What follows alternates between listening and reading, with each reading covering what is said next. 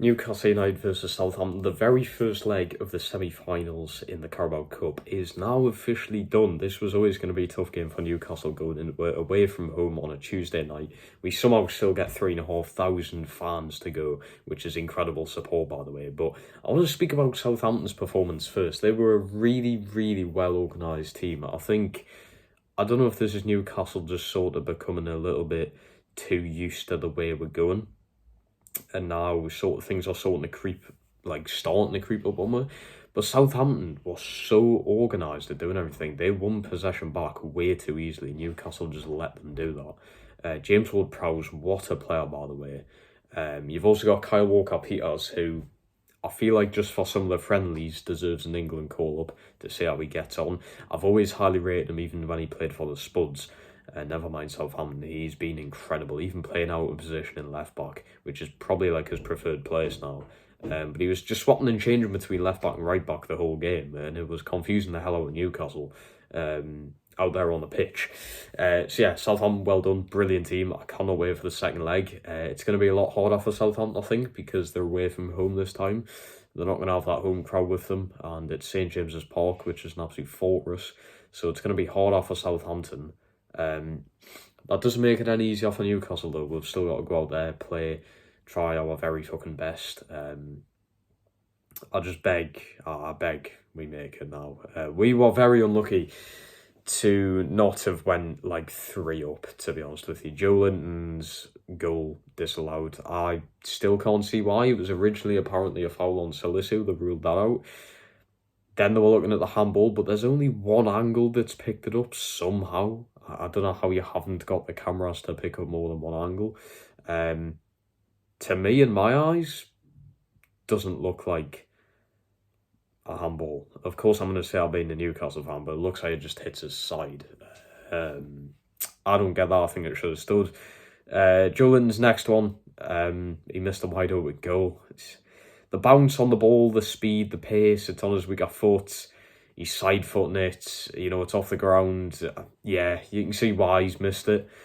If he was a little bit more confident in himself, and I think just a lot of things come into it as well, like the fucking temperatures and that. I mean, I don't want to sound stupid and trying to defend him for missing an open goal, but there's so many things that come into play of missing that open goal, so I don't want to try and blame him too much. And his actual goal was sublime. Isak, just the main part of it, and this is the reason I'm giving Isak such a high rating today, only just playing about half an hour. He was absolutely fucking insane off that bench. This is now the 4th or 5th game in a row I've seen Isak come off the bench and make an impact on the game. And just that pass to Joe Linton sums him up. That was incredible stuff.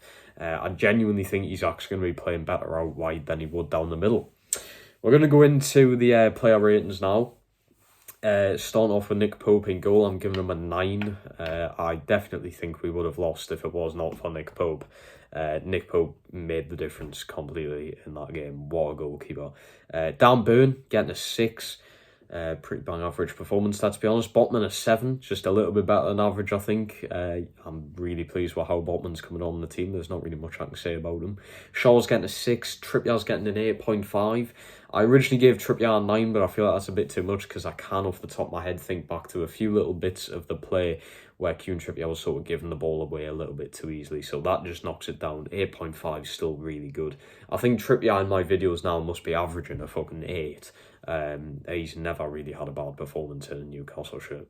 Bruno's getting a 5. I was really disappointed in Bruno today. I have been since he got injured. He just has not looked the same player.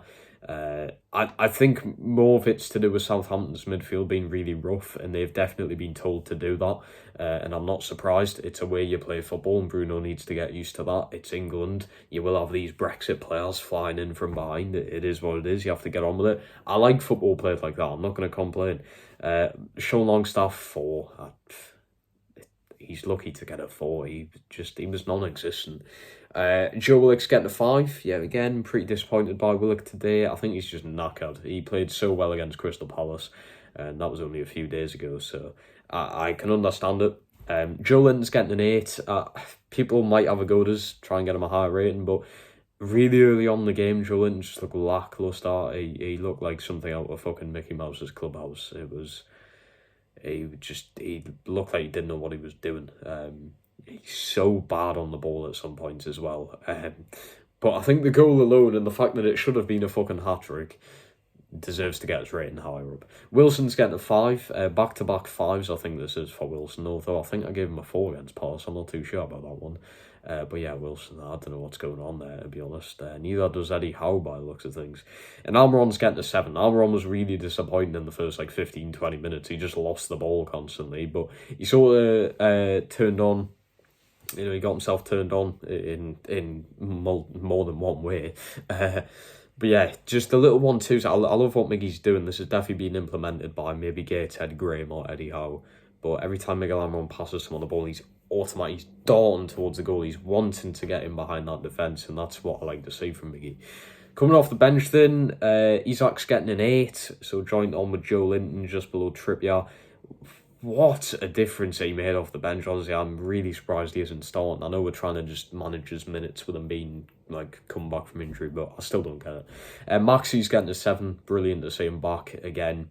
I think this is back-to-back 7s for Maxi as well. As he's been brilliant off the bench. He just deserves that starting position. I think if Joe Linton moves back into midfield, get Longstaff out and put Maxi on the wing, I think that would be much better. And Murphy, can't really give him a rating. So yeah, that'll do it. Roll on next Tuesday for the next leg, but I'm excited to see the Nottingham Forest Manchester United game. Excited to see how that goes. But if you guys are enjoying these videos, please smash a like button, subscribe to this YouTube channel, make sure you are sharing the videos around. We're trying to hit 1,000 subs as fast as possible. I'll see you all tomorrow for the next upload. Peace.